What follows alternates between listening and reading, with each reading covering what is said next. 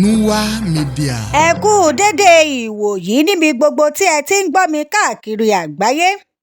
Ètò Yorùbá Dùn ló ń dé sí etí ìgbọ́ yín.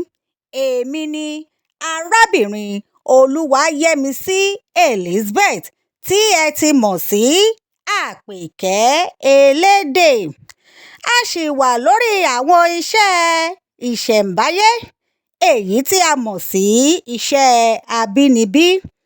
Àwọn iṣẹ́ abínibí tí a ti gbé yẹ̀wò lórí fọ́nrán yìí ni iṣẹ́ àgbẹ̀, iṣẹ́ ọdẹ, iṣẹ́ àgbẹ̀dẹ àti iṣẹ́ apẹja.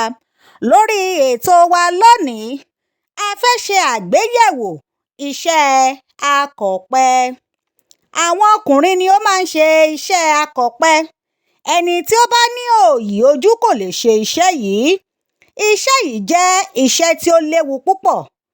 Ẹni tí ó ń gun igi ọ̀pẹ láti ré odi ẹyìn jábọ́ láti orí ọ̀pẹ ni à ń pè ní akọ̀pẹ.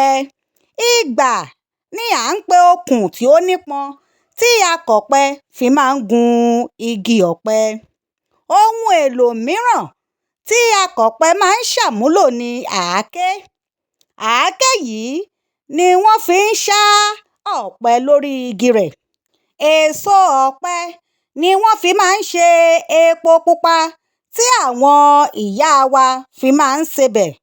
Wọ́n sì máa ń yọ ohun èlò ìdáná bíi ihá, kòtòpó àti ekúsẹ lára ẹyìn ọ̀pẹ. Akọ̀pẹ máa ń pèsè ẹyìn ọ̀pẹ fún ilé-iṣẹ́ ńláńlá, èyí sì máa ń mú ìdàgbàsókè bá ètò ọrọ̀ ajé ilẹ̀ wa.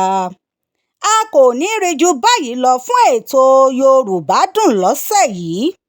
Orúkọ mi ni arábìnrin Olúwayẹmisí Elizabeth tí ìnagijẹ mi ń jẹ́ Àpèkẹ́ Elédè.